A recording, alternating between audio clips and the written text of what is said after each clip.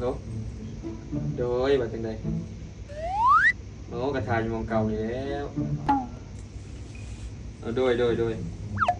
ไอ้ทามองเก่านี่แล้วมาอีดีได้อย่าลืมนัดเลยโอเคโดย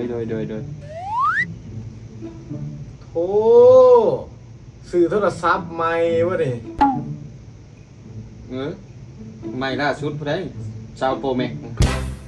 ตาคือบ่เห็นบอกแน่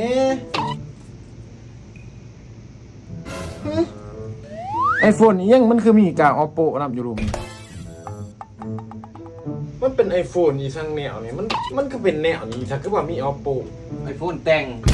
ออกจากศูนย์ Oppo มันก็เลยมีกา Oppo ติดมาน